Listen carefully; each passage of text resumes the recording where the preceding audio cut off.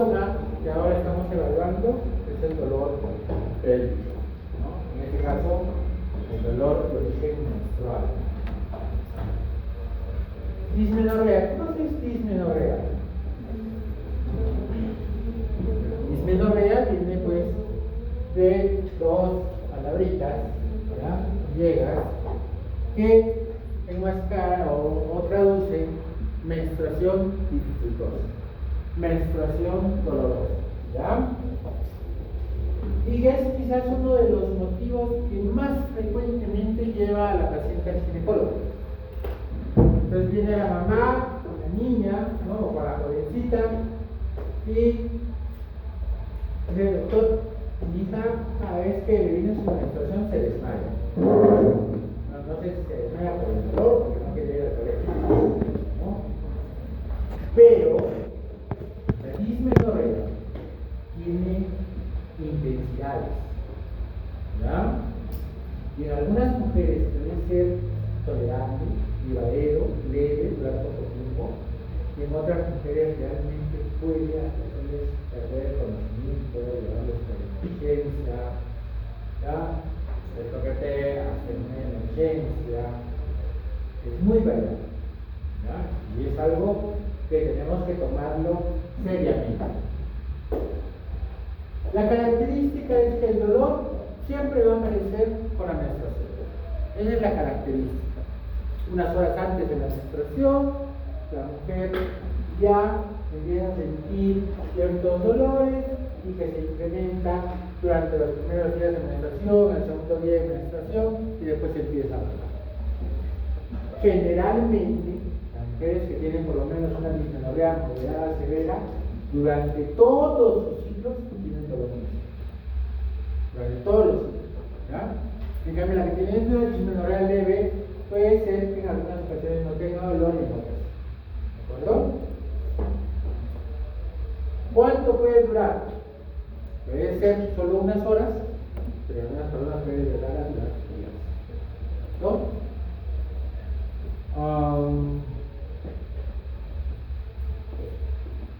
Desde el punto de vista psicosocial, puede en algunos casos afectar a la paciente, sobre todo porque le va a impedir realizar sus actividades que realiza normalmente. Por decir, no se presentan muchas jovencitas, pues se va a traducir en ausencia de asistencia al colegio, a la universidad, ¿no? Así es, ¿no? Y eso es una dismenorrea mañosa, pero ¿verdad?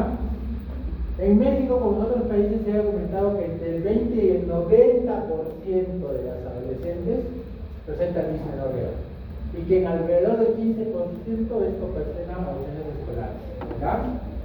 Nosotros hicimos una tesis sobre dismenorrea en esta universidad, ¿ya? El año pasado, con la línea de graduación, y ella encontró en alumnos de primer año de la Facultad de Medicina, ¿ya?, cerca del 35% tenían dismenorrea severa, ¿ya? Un tercio de las mujeres tenía una dismenorrea tal que afectaba su asistencia normal a sus actividades, o que interrumpía las actividades laborales normales, ¿no? A veces está en la universidad, pero leerla. También debemos decir que la dismenorrea se clasifica efectivamente, como lo ha dicho un compañero, en primaria o secundaria. Es importante, es muy importante, porque recuerda que la dismenorrea primaria, ¿desde cuándo se presenta? ¿Desde cuándo? Desde la primera menstruación. Desde la primera menstruación. ¿Desde cuándo se presenta la dismenorrea primaria? En cero. ¿Ah? ¿Qué les dije que era condición necesaria para que haya dismenorrea? ¿Qué tiene que ver?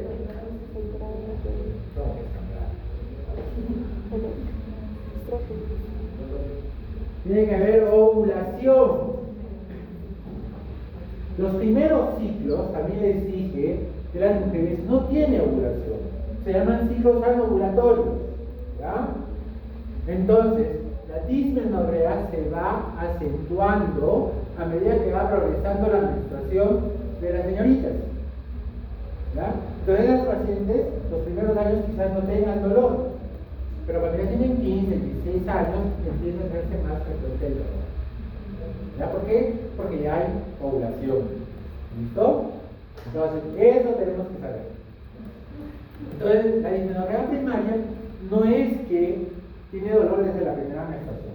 Pero, cuando ustedes le preguntan a la paciente, tú, cuando tienes tus menstruaciones, ¿tienes dolor? Sí, doctor, siempre he tenido dolor. Tenemos que comprender esa parte. ¿Ya? Y esto es muy importante porque cuando tú preguntas sobre dismenorrea secundaria, vas a tener dos casos. Uno, que la paciente que nunca tenía dolor empieza a tener dolor a los 28, 29 años. ¿Ya? O que tenía un dolor muy leve o pasajero, empieza a tener un dolor más frecuente, más intenso. ¿De acuerdo? Y el otro es la paciente que sí tenía dolor con su menstruación, pero que a los 27, 28 años el dolor se hace más intenso, más frecuente, y es otro tipo de dismenorrea secundaria. Entonces es muy importante que nosotros sepamos indagar, que nos vamos a preguntar de cómo era su menstruación y cómo es actualmente. ¿De acuerdo? ¿Y por qué es importante? Porque la primera es fisiológica. La primera se produce por contracciones uterinas, producidas por la liberación de prostaglandinas. La segunda es patológica, siempre. ¿Ya? Y ahí sí, busca endometriosis, busca miomas, busca cólicos endometriales, busca proceso inflamatorio, ¿ya? Pero tienes que buscar cuál es la patología que está condicionando la dismenorrea secundaria. ¿De acuerdo? Muy bien.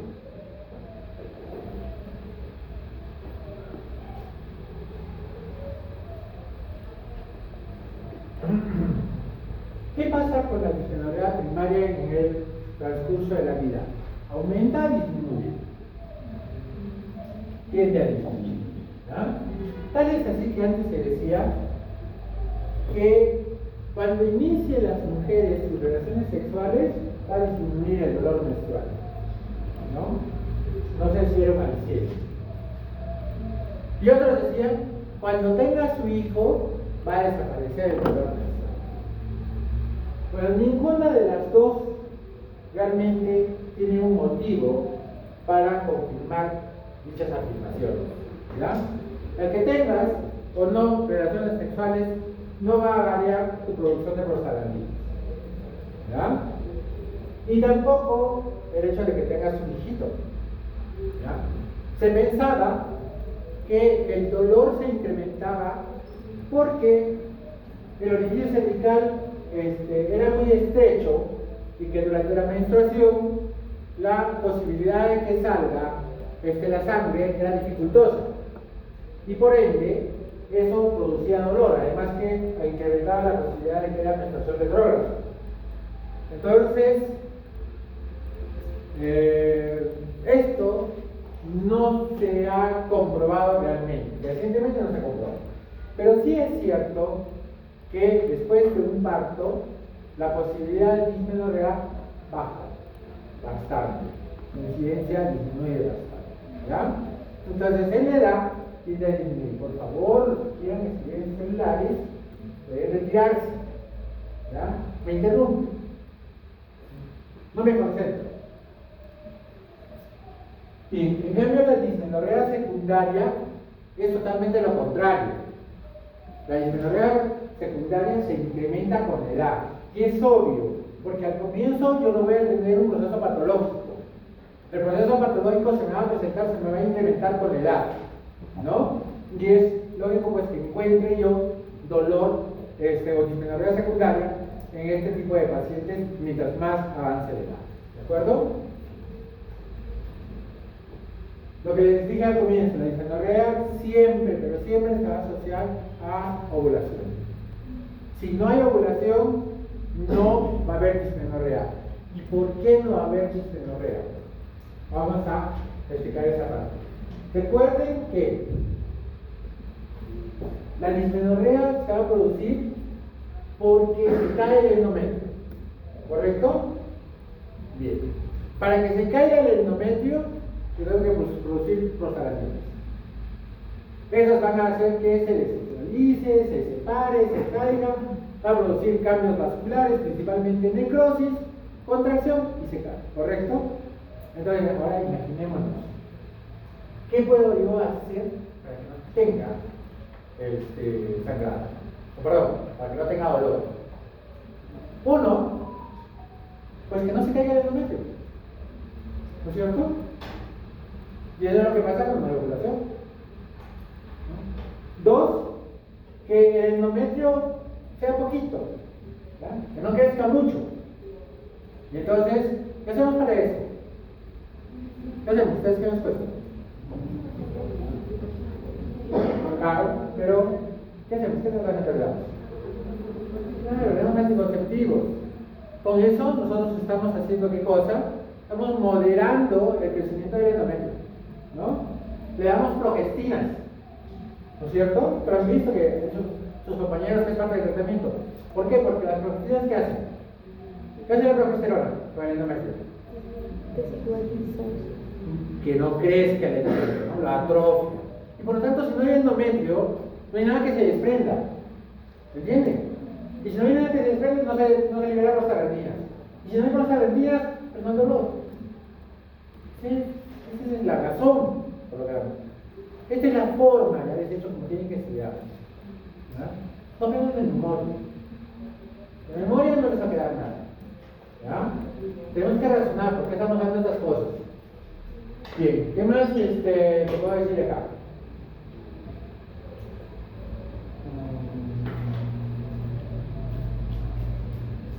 Eso también es importante. Cuando tú tienes dolor por la menstruación en una paciente joven, muy joven, que recién está iniciando su menstruación, y que tú sabes que no debería tener tanto dolor, sospecha en una patología uterina. ¿Ya? Esto es muy importante. Es rarísimo que una niña de 12 años o 13 años tenga dolores intensos. ¿Ya? No quiere decir que no hay, pero es rarísimo. ¿No? Por ejemplo, tú podrías tener una niña con una tumoración dentro de la cavidad uterina, ¿ya? O tú podrías tener de repente una malformación congénita asociada al útero, ¿ya? Para que se presente dolor tan temprano. Dentro de ellas las alteraciones tiroideales, obviamente, ¿cierto? En adolescentes, hasta el 10% de los casos corresponden a dismenorrea secundaria. Y esto es lo que yo te manifestaba, ¿no? No es que no existe dismenorrea secundaria en mujeres muy jóvenes, pero está. ¿No? El grado de sintomatología, ya les dije, es muy variable, muy leve hasta muy severo. En la dismenorrea primaria, el dolor generalmente inicia poco después de que aparece el sangrado sangrado menstrual y puede durar hasta 72 horas con un pico en las primeras 24 o 48 horas. Este es el motivo también por el que nosotros nos debemos preguntar cuándo debemos iniciar el tratamiento. Y bien han dicho sus compañeros, debería ser por lo menos 1 o 2 días antes. Pero lo cierto es lo siguiente. Si ahora tú sabes que el dolor principalmente se produce por la liberación de prostaglandinas, entonces tú no puedes darle a todas las pacientes 2 días antes antiinflamatorios. Primero, que van a necesitar una dosis alta de antiinflamatorios. Segundo, que tampoco puedes afectar la función renal, que lo hacen los antiinflamatorios. Y lo mejor es que tú le digas a tu paciente, usted sabe cuándo le va a venir la regla, porque ustedes lo saben, ¿verdad? A ver, ¿qué síntoma tienes tú cuando te va a venir la regla? ¿Qué signo? Que te avisan que definitivamente te va a venir tu regla. Dolor, no, antes. Uno por uno. ¿Dolor de cabeza? Dolor de cabeza, esa es otra cosa. inician los senos, muy bien. Otro. Cólicos. Los ¿Qué? cólicos. Cólicos, no, pues ya estás con dolor. Acné, correcto. ¿Qué más? ¿Qué otro síntoma les dice que le va a venir la menstruación? Cambios de humor. Irritabilidad. Se relaciona más con el otro. Bueno, pero saben que ustedes ya conocen cuando les va a venir la regla. ¿Ya? Ya saben. Y en ese momento todavía no puede haber cólicos, porque si hay cólicos ya es con dismenorrea. ¿Ya? No va a haber dolor. En ese momento tú le dices, ¿sabes qué? Tú ya sabes cuándo te va a venir la menstruación. En ese momento tienes que entrar a la menstruación. ¿Ya? Y es la mejor medida. ¿Por qué? Porque si yo uso el antiinflamatorio cuando ya tengo el cólico, uno, que va a demorar la acción. Y dos, ya se produjo el dolor. ¿No? Lo que voy a evitar es que no sea tan intenso. Pero la intención es que no tenga dolor mi paciente. ¿Ya? Entonces, por eso tengo que usarlo antes de que se llegue a la menstruación. Cuando yo ya estoy sabiendo que me va a venir mi menstruación. ¿Listo? A eso se refiere. El dolor, ¿cómo es el dolor? ¿Quién me quiere describir cómo es el dolor? ¿Quién tiene cólicos intensos? ¿Nadie quiere describir cómo es el dolor? Ya. El dolor generalmente empieza en la espalda, ¿no es cierto? En la espalda, se viene hacia adelante, toma toda la pelvis, ¿ya? Y es un cólico bien intenso. En algunos casos, los postran y solo les calma echada su posición sentada, no pueden caminar. ¿Ya? Esa es la característica del dolor menstrual, ¿no? Y de repente tú sientes que te está pasando, haces una actividad y te viene como el dolor más intenso. Por eso que se llama cólico. ¿Ya? Esa es la característica. Y acá te lo presento, ¿no? Se presenta en la parte inferior del abdomen o la región suprapúbica. Generalmente se describe como un calambre de intensidad variable y que puede irradiarse a la parte baja de la espalda o la cara interna del hombro. ¿Es cierto o no es cierto? ¿Sí? Ya, muy bien. En la mitad de estos pacientes la dismenorrea se acompaña de otros síntomas como náuseas, vómitos, diarrea, cefalea, inmovilidad o fatiga. ¿Ya?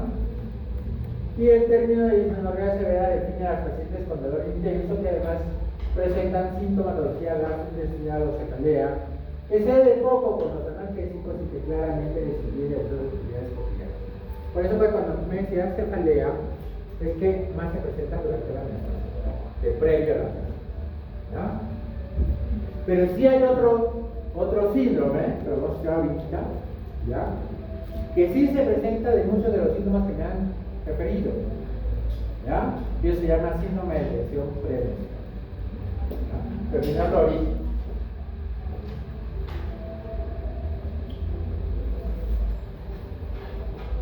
En la dismenorrea secundaria es muy parecida, pero puede asociarse otros síntomas muy relacionados a la enfermedad.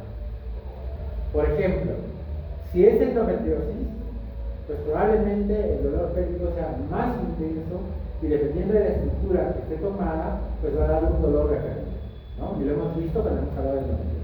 ¿Correcto?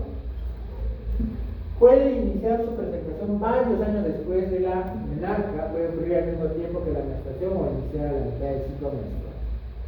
Y puede referir dispareunia, metorragia o dolor pélvico no relacionado con la menstruación y por lo general el uso de antiinflamatorios esteroideos no resulta efectivo.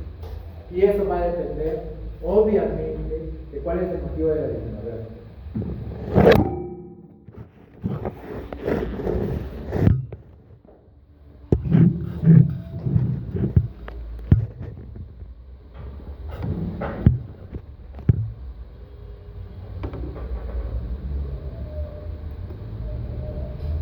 ¿Qué más te puedo decir de dismenorrea que me estoy olvidando?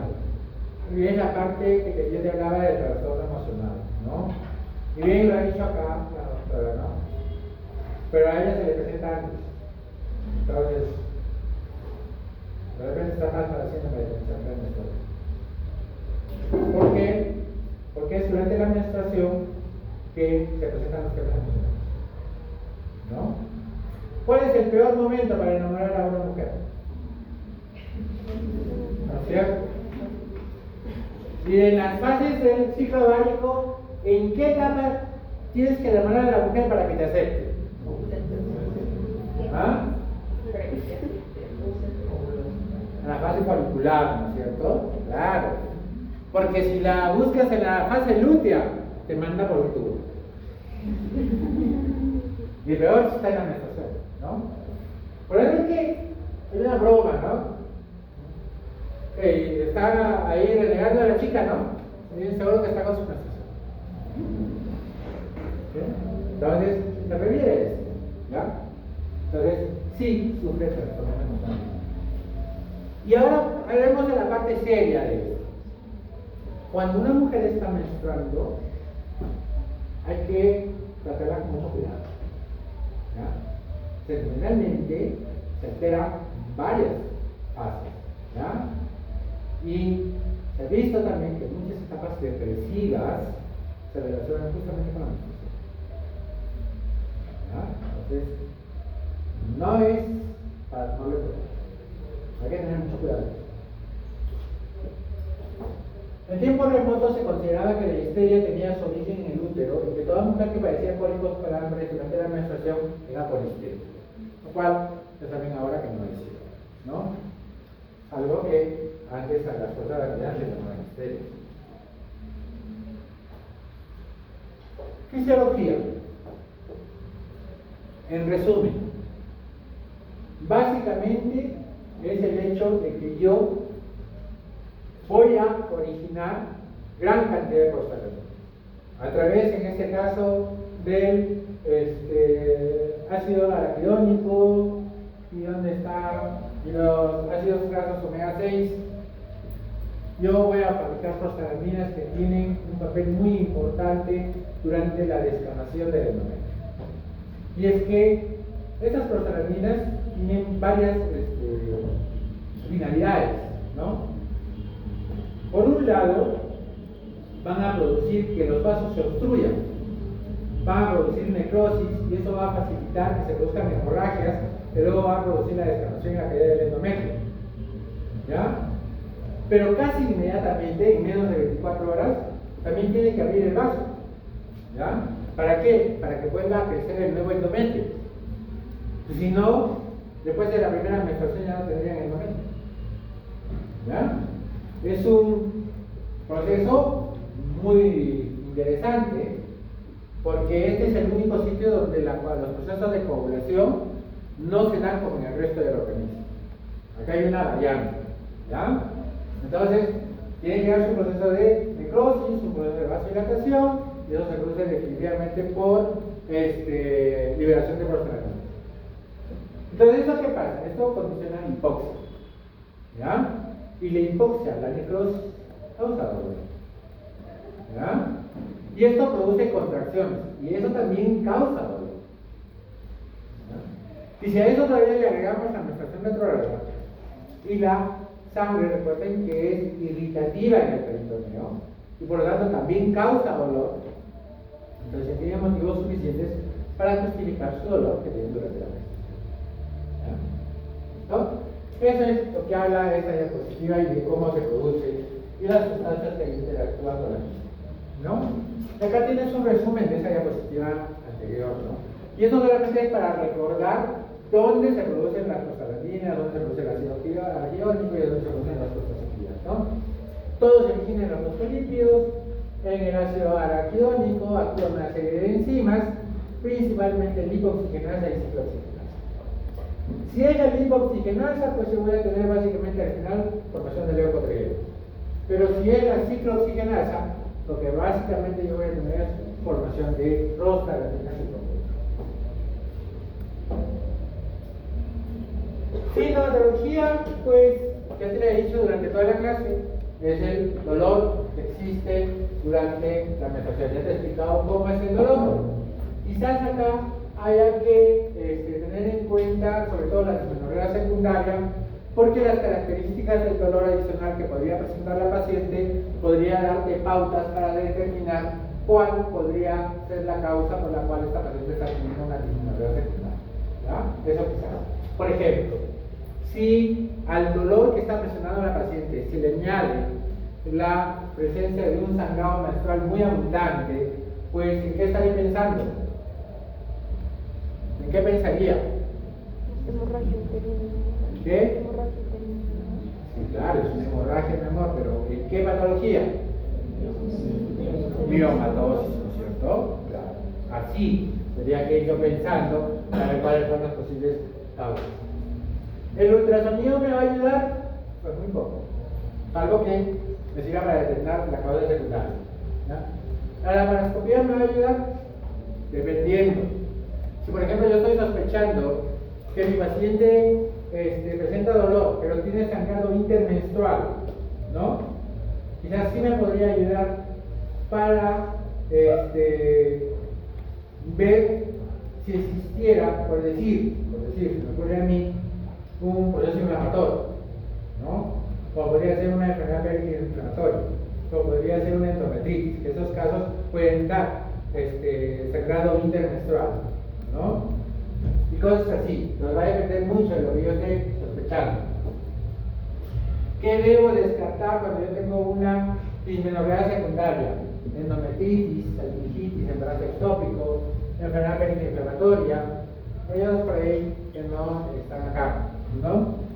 Dentro de las más frecuentes, yo ya te dije en la clase pasada, es la endometriosis, una de las que más. ¿Ya? Y esto, en realidad, cuando uno busca en los libros una clasificación de la dismenorrea por su intensidad, casi ninguno habla realmente de una clasificación. Este es uno de los pocos de referencias bibliográficas que yo encontré en la que divide a la dismenorrea en leve, moderada, severa. Y obviamente depende de la intensidad de los síntomas.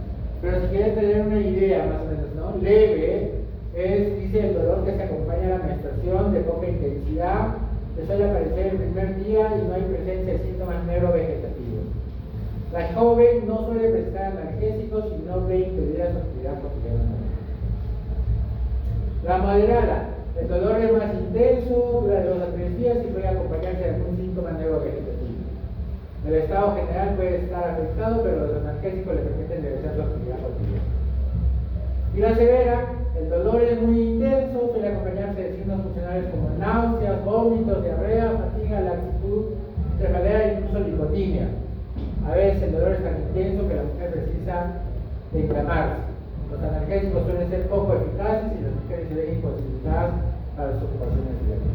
Entonces, esto nos da una idea de cómo podríamos tener una idea de cuándo hablamos de una dismenorrea leve y cuándo hablamos de una dismenorrea severa. Pero les vuelvo a decir, no todos hacen este tipo de clasificación.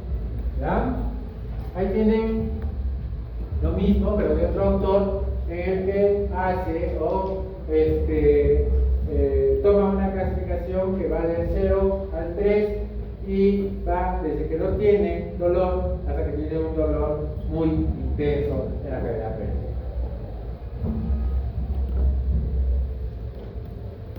¿Cuál es el tratamiento? Y esto lo han tomado sus compañeros, ¿no? Entonces, un tratamiento de primera línea, uno de segunda línea y uno de tercera línea. Primera línea son todo aquello que yo puedo usar pero sin que necesite medicación, ¿no? Por ejemplo, ¿qué hacen sus mamás cuando les viene su dolor menstrual? ¿Qué hacen? Se acarician, ¿no? Sí. ¿Te echan agua caliente? Bolsita. Pero de tu hermana te queda. Sí, es cierto, ¿no? Te ponen, te abrigan, ¿no es cierto? Te ponen una frazadita o una bolsa de agua caliente, ¿no? En la garganta. ¿Y por qué? ¿Por qué usamos el calor? ¿Por qué el calor calma el dolor? ¿Quién sabe? Claro, así es, ¿no es cierto? Y eso hace que calme el dolor. Entonces es una cosa válida. Entonces una de las cosas que ustedes tienen que recomendar es eso, que no se exponga al frío, ¿no es cierto? Porque el frío incrementa más bien el dolor. ¿Listo? ¿Qué más puedo hacer? Ejercicio, dice. Ejercicio, ¿por qué ayuda el ejercicio? ¿Por qué? Hay una razón. ¿Quién ha expuesto esta parte? ¿Por qué qué es el ejercicio?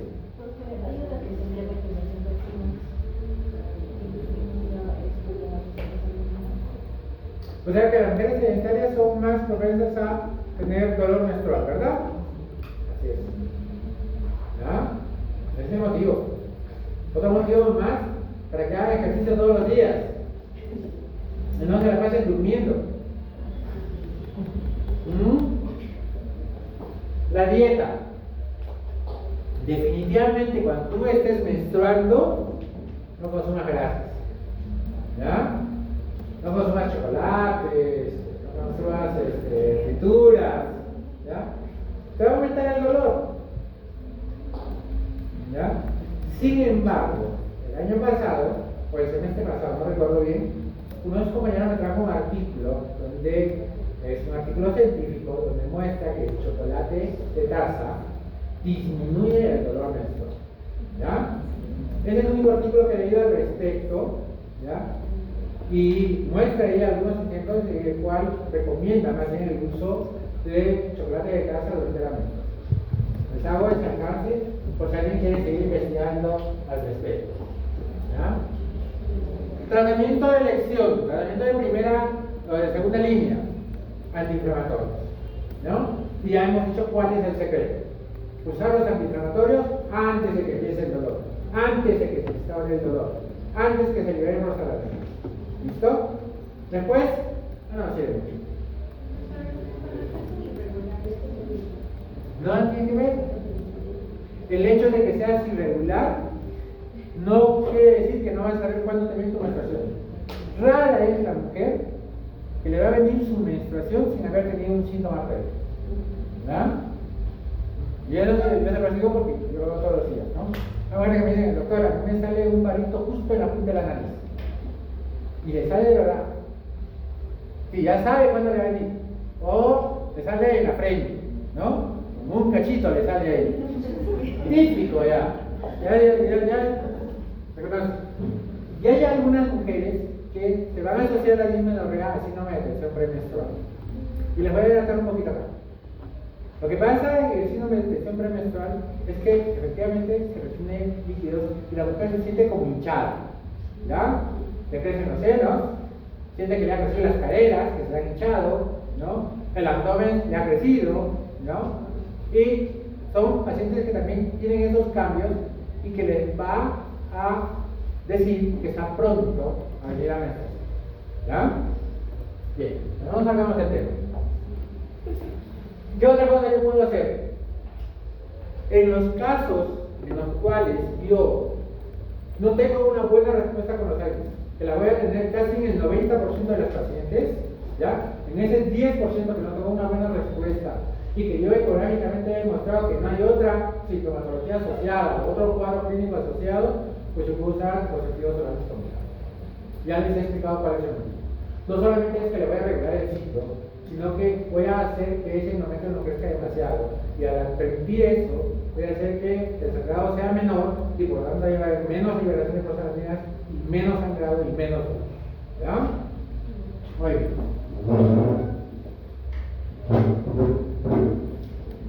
Y ahí tienen un resumen de cuál es la antiinflamatoria da. En realidad, ustedes han oído hablar del ácido mefenámico. Ya el ácido mefenámico era excelente. Sus mamás lo usaban. Pregúntale a su mamá, mamá, ¿tú has usado Constant? Le van a decir sí, ¿ya? Pero era muy barato. Entonces, los químicos farmacéuticos, los laboratorios, los sacaban del mercado. Y ahora no hay. ¿Ya? En un momento vino como Tanston, ¿ya? Por tratar de sacarlo con otro medicamento, pero también lo han sacado. Y ahora voy a encontrar Constant, ¿ya? Pero ya no es ácido mefenámico, es ibuprofeno, ¿ya? Que no tiene el mismo efecto. Sí, es un antiinflamatorio, ayuda, pero no es lo mismo, ¿ya? ¿Qué sería mejor? Lo óptimo sería dar un inhibidor de la COX-2, ¿ya? Pero, en mi experiencia, no hablo de lo que dicen los libros, no les va bien a mis pacientes con este tipo de antiinflamatorios. Siempre, inclusive, estos vienen de 60, 90 y 120, en el caso del heteromoxil, ¿ya? Inclusive con dosis de 120 no tengo muy buena respuesta. Mejor me va con ibuprofeno, con ketoprofeno, por ejemplo, me va muy bien, ¿no? El ketorolaco tampoco no es tan bueno en estos casos, ¿no? Porque es por vía oral, no sé, pero me va mejor con este tipo de antiinflamatorios, ¿ya? Pero la literatura dice que si usáramos un inhibidor de la COX-2, pues tendríamos mejores resultados, te da mejor analgesia. Le digo, no le compro. Y además, los inhibidores de la COX-2 hay que usarlos con mucho cuidado. No porque sean jóvenes no debemos tener cuidado. ¿Por qué? Porque está asociado a un problema cardiovascular. ¿Ya? Entonces hay que tener mucho cuidado en ese aspecto. Y con los antiinflamatorios siempre ten cuidado con la función renal. ¿Ya? Es importante. ¿Qué más? Creo que ya te hablaba de esto. Y obviamente el otro efecto que me olvidaba de los anticonceptivos orales es que algunos son anovulatorios, ¿no es cierto? ¿Y qué dijimos? Que si no hay ovulación, pues no hay dolor, ¿no es cierto? Listo.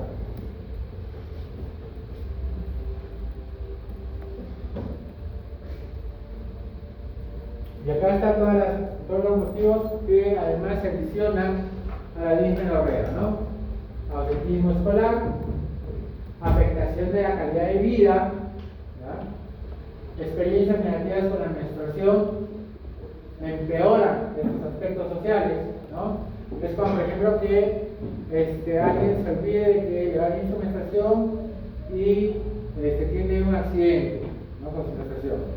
Aparte de que es incómodo, pues se convierte en una experiencia bastante negativa para esa persona. Hasta es motivo de burla entre sus compañeros. Ustedes saben que las mujercitas son peor que los varoncitos en ese sentido, ¿no es cierto? ¿No? Son muy malas. Culturalmente en particular, hoy estoy mintiendo. No, en particular, en las sociedades occidentales, los periodos menstruales se siguen considerando como un tabú, ¿correcto? ¿Es cierto eso o no es cierto? La mujer cuando está menstruando, si está en la chakra, no debería ir a sangrar. ¿Ya?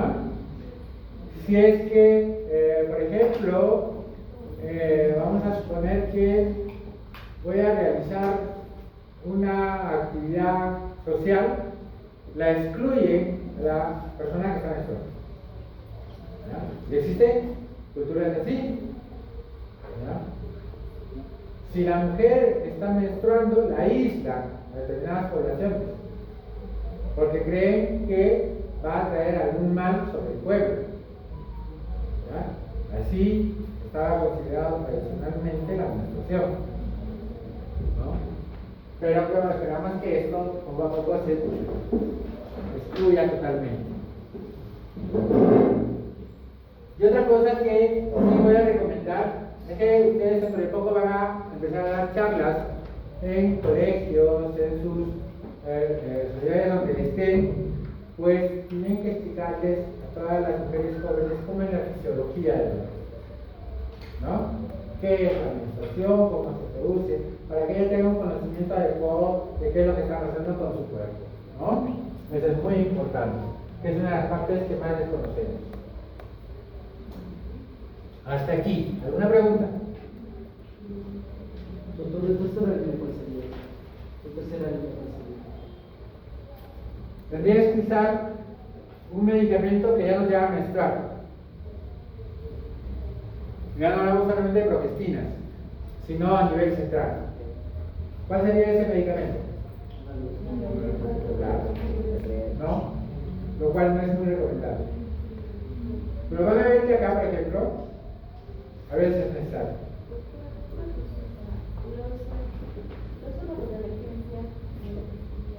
La píldora del día siguiente. Pues no lo sé. Honestamente, no lo sé.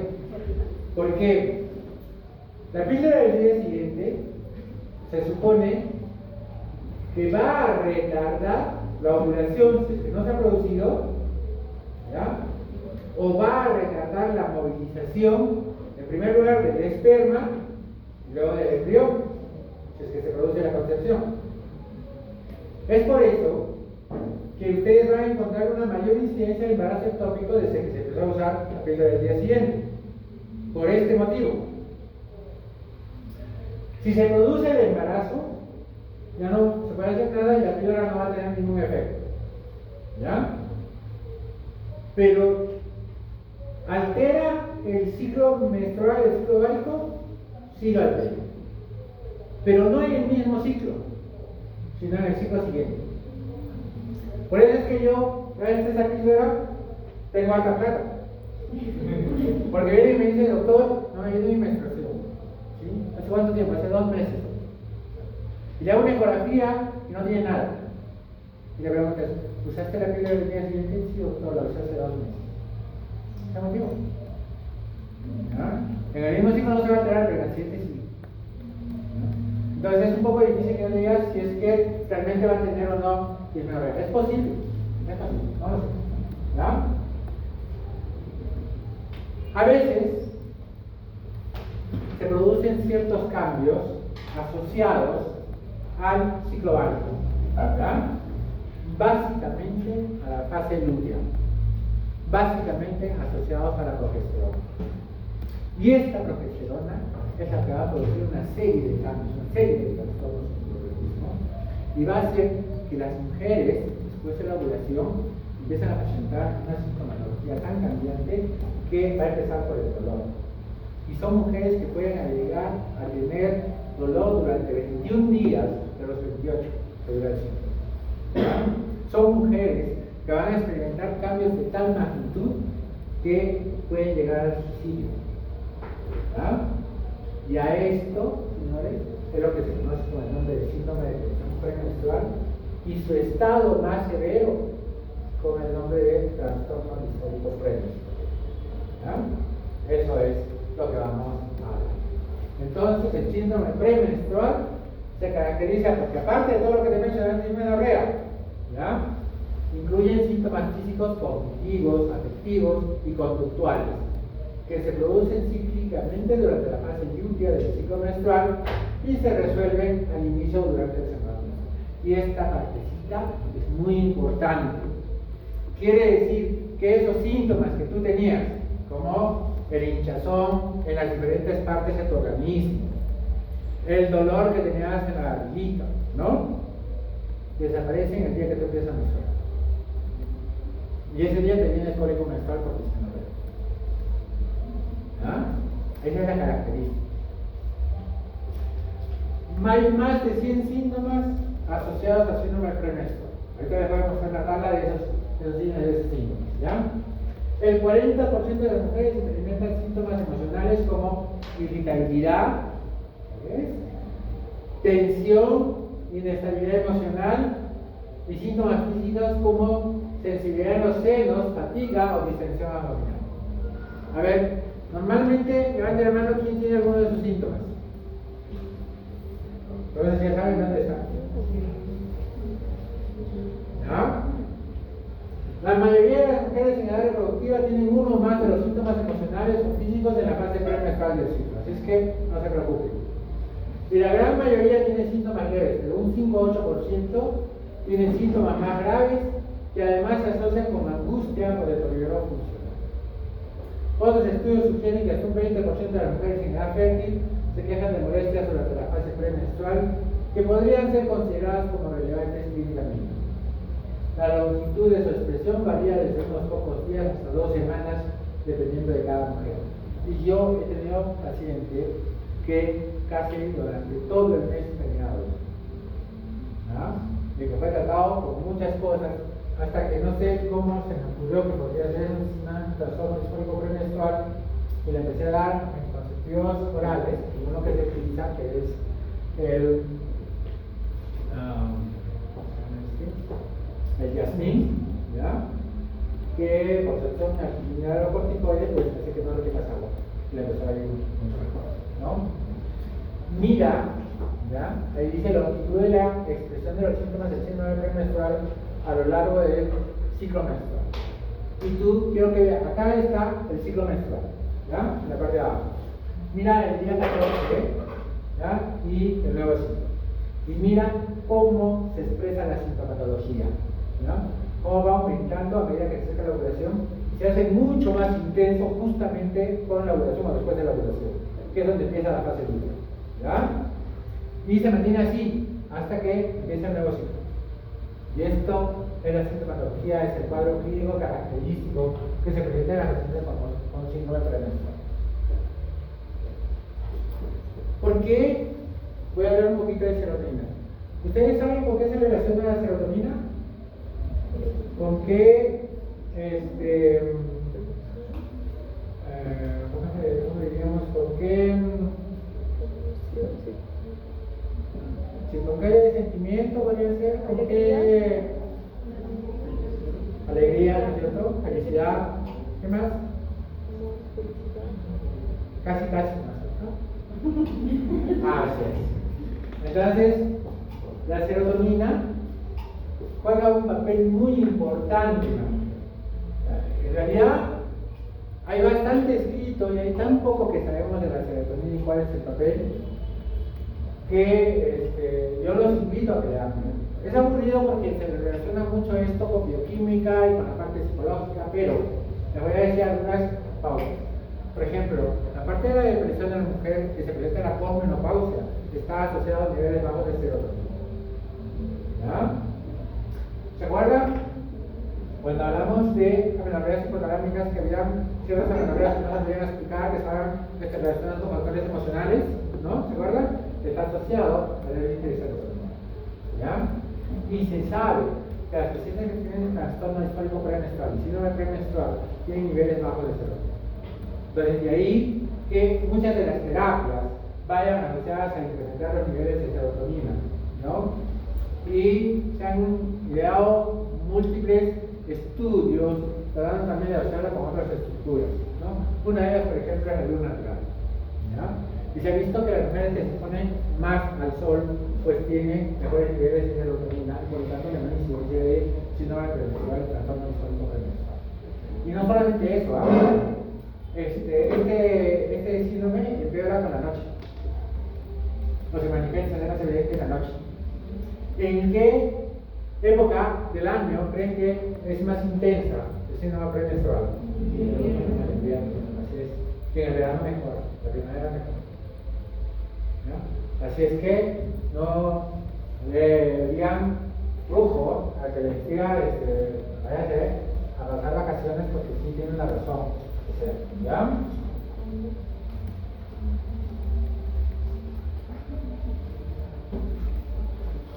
¿Qué decirles de trastorno disfórico premenstrual?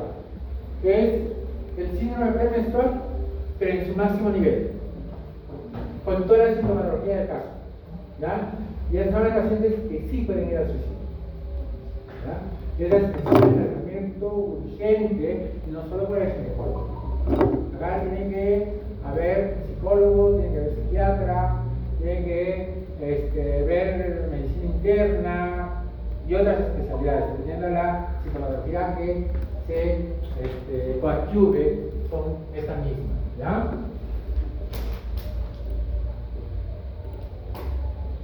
Y esto es muy importante.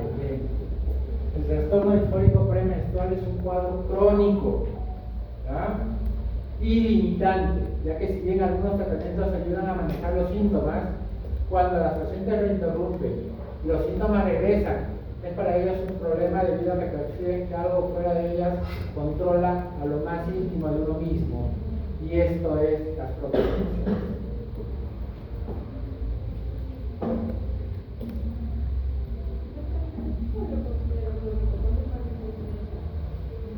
Sí, ¿no? También más de 3 meses. Pero generalmente son pacientes que van a venir a tu persona indicando que no saben por qué tienen estos cambios antes de su menstruación, ¿no? Y probablemente van a tener 1 año, 2 años y nadie ha hecho nada por ellos. ¿No? Mira acá. ¿Cuánto es trastorno disfórico premenstrual? Estos negritos, 70% es pacientes sin síndrome premenstrual. ¿Ya? Y esto de acá, 26% es pacientes que tienen síndrome premenstrual. Y este 4 o 5% es trastorno disfórico premenstrual. ¿Ya? No es infrecuente también. ¿Ya? Estamos hablando del 5%. Y mira acá. Este es el cuadrito que te decía qué sintomatología se asocia a trastorno disfórico premenstrual. Y mira que todo el organismo está asociado. Todo, desde la cabeza hasta los pies. De los hombros, dolores de cabeza, mareos, náuseas, vértigos, nerviosismo, irritabilidad, inestabilidad emocional. Bueno, eso lo tienen casi todos. Debilidad, acné, hinchazón de las mamas. Este síntoma es muy frecuente. Trastornos digestivos, diarrea, estreñimiento, aumento o falta de apetito sexual, susceptibilidad a infecciones menores como resfríos, menor volumen de orina por la retención de agua, retención de líquidos, lo que provoca hinchazón de las rodillas de las manos y la cara. Y a esto agrégale que el 50% de las pacientes tiene alguno de estos síntomas, de todas las mujeres, sin llegar realmente al trastorno disfórico premenstrual. Ya les he dado una diapositiva ahí, que muchas mujeres van a tener alguno de estos síntomas. ¿Ya?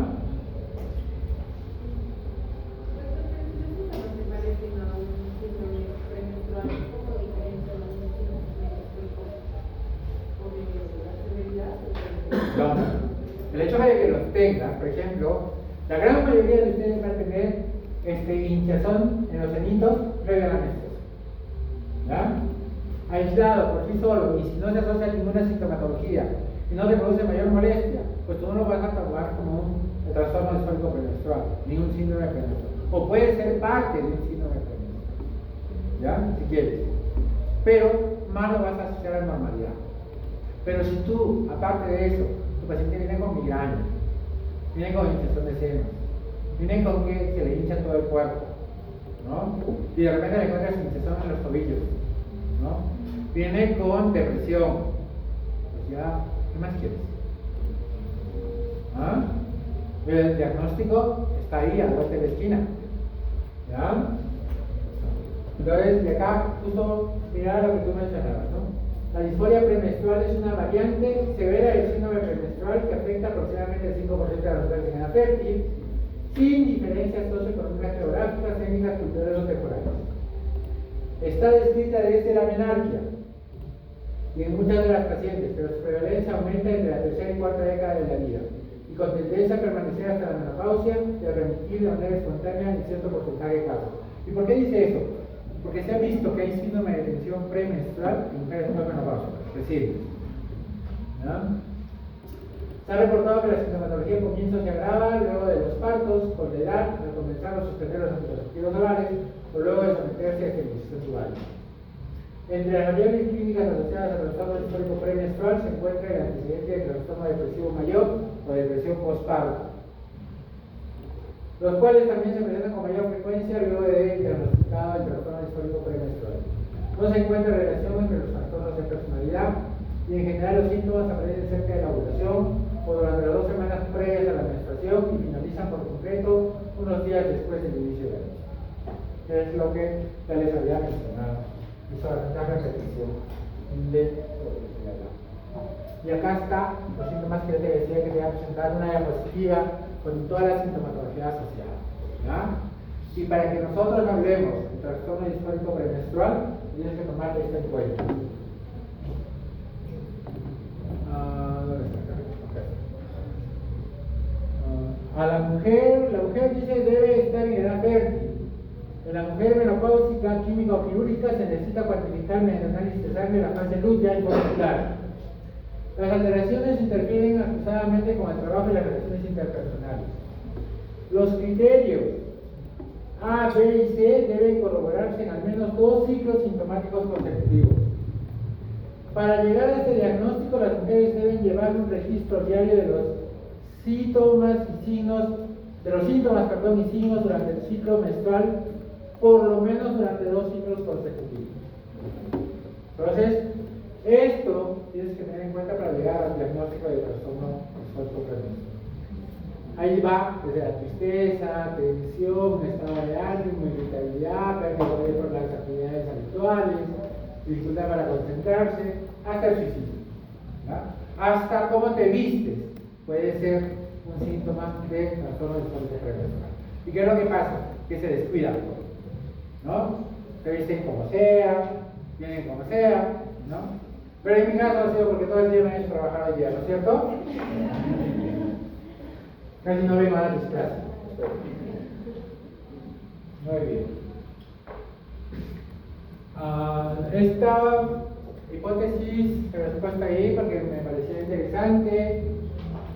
Habla de los trastornos, de las fluctuaciones hormonales, de cómo interviene la hormona luteinizante, cómo interviene la progesterona en la aparición de este síndrome, de estos síntomas, cuál es el papel que juega. Y les invito a que lo lean, es muy bonito, ¿no?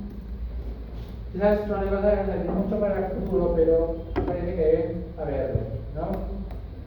La hipótesis cerebral habla sobre todo de los cambios que ocurren en ciertas etapas, como es en la posmenopausia y en la etapa en la fértil. Recuerden que síndrome premenstrual y trastorno disfórico premenstrual se presenta en la edad fértil, ¿ya? Eso tienen que tener en cuenta. No puede haber trastorno disfórico premenstrual en una mujer posmenopáusica. La hipótesis cultural habla acerca de las características que tiene la mujer durante la menstruación o previa a la menstruación en determinadas sociedades. De eso es lo que habla. La hipótesis del estrés. ¿Qué tanto yo puedo tener esta sintomatología a consecuencia o como consecuencia de? O causa y consecuencia, ¿no? Si el estrés influye en la aparición de esta sintomatología o si esta sintomatología empeora el estrés en la paciente. Bueno, ¿qué dice el doctor Lolas? Bueno, este es un doctor que planteó que muchas de las sintomatologías que se presentaban, sobre todo dolor pélvico, obedecía a lesiones que se presentaban a nivel del cuello uterino. ¿Ya? Entonces, los cuadros inflamatorios, sobre todo, que es la más frecuente, decía él, está relacionada a la aparición de dolor pélvico. Y él lo relaciona esto con todos estos cuadros que les he presentado. Eso es lo que dice este doctor, del cual se ha hablado mucho, y se explica algunas cosas. Se los dejo ahí para que ustedes sepan por qué está ahí. La hipótesis psicoanalítica. Esta sí es un poquito más difícil, ¿ya? ¿Ustedes saben qué significa la menstruación para los psicoanalistas? ¿Tienen una idea? ¿Ya? Dice que la menstruación es un llanto, ¿ya? Es el llanto del útero al no poder haber quedado embarazada, ¿ya? Entonces, por eso es que dice acá claramente, ¿no? Se lo traigo acá, en esa parte, ¿no? Un hijo que no nace es un hijo que no vive. Y aun cuando a nivel consciente, una mujer sería que no es el momento para tener un hijo, que no sean las condiciones, que no tiene una pareja estable, o que su pareja esté en conflicto, etc. ¿No? Hay muchas razones, ¿no es cierto? Y tú también. Las razones conscientes pierden peso para el sujeto inconsciente que en su pulsión de vida desea expresarse a través del cuerpo. Tienen tiempo algunas ideas muy interesantes de lo que dice esta teoría, pero básicamente es eso, ¿ya? Y se cree que esto, cada vez que se presenta, condiciona o es parte de los síntomas que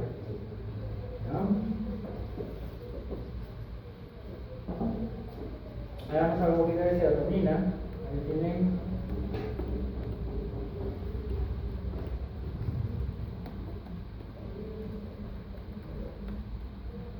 ¿Con qué debemos hacer el diagnóstico diferencial? Es un poquito difícil, pero obviamente acá donde tenemos que hacer más o poner más énfasis es en aquellos trastornos psicológicos o psiquiátricos que se pueden acompañar. Básicamente trastornos de la personalidad, trastornos de depresión, trastorno bipolar, trastorno de ansiedad, que hay que saberlos diferenciar claramente de este síndrome, que puede estar asociado a algunos de estos síntomas. ¿Ya? Ahí tienen depresión, trastorno bipolar, las formas de personalidad y el tratamiento, que esto es lo que nos faltaría. Básicamente el tratamiento va a ser acá usar anticonceptivos orales combinados. El tratamiento de primera línea y lo que se intenta es que disminuyamos los efectos de la fase lútea, disminuyamos los efectos de la progesterona y con ello disminuir también los efectos o la sintomatología que se presentan. Pero no es la única, ¿ya? Entonces ustedes han visto que cuando han estado compañeros que utilizan, por ejemplo, uno de los más usados son los inhibidores selectivos de la recaptación de serotonina, ¿no? Y ya saben ahora por qué se utiliza este inhibidor, ¿no? ¿Cuál era la pregunta que les hice? La última. Antidiuréticos. Ya, ahora saben por qué se usa diurético, ¿no es cierto? ¿Por qué somos diuréticos? Para disminuir los síntomas que por retención de agua, ¿no? Que se asocia mucho a la progesterona, ¿no? Por eso.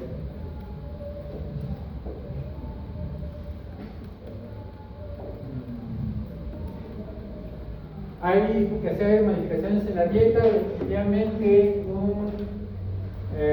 una dieta sana, una actitud positiva de ejercicio, pues obviamente les va a ayudar mucho, ¿ya? Obviamente, las pacientes que tienen un índice de masa corporal un poquito elevado son más susceptibles a sufrir de estos trastornos, ¿ya? Hay que tener cuidado en ese aspecto. Con respecto a lo que mencionaron sus compañeros sobre el uso de vitamina de complejo B, vitamina C, B12, ácido fólico y el consumo de magnesio, bueno, hay bastantes cosas que sí son ciertas, otras que no. Hay que leer artículos que tengan una buena población, una buena muestra para poder llegar a una conclusión. No hay artículos definitivos al respecto, pero tampoco no hacen daño estos insumos, por tanto se puede consumir, ¿de acuerdo? Una de las cosas que me olvidaba, el alcohol empeora ese síntoma, ¿verdad? Así es que traten de no salir los sábados, ni los viernes. Muy bien. ¿Preguntas?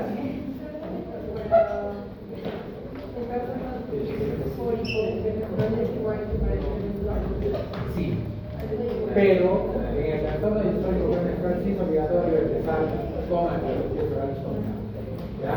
Y en él, generalmente no solamente van a usar el anticonceptivo oral combinado, van a usar antipsicóticos, antidepresivos. Sí, por eso te decía que el tratamiento tiene que ser no solamente de psicólogo, tiene que estar el psicólogo, el pianista, puede ser hasta el nutricionista.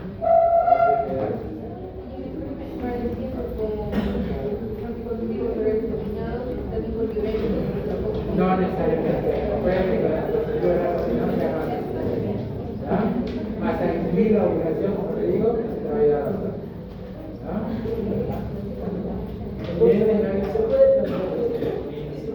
¿Perdón?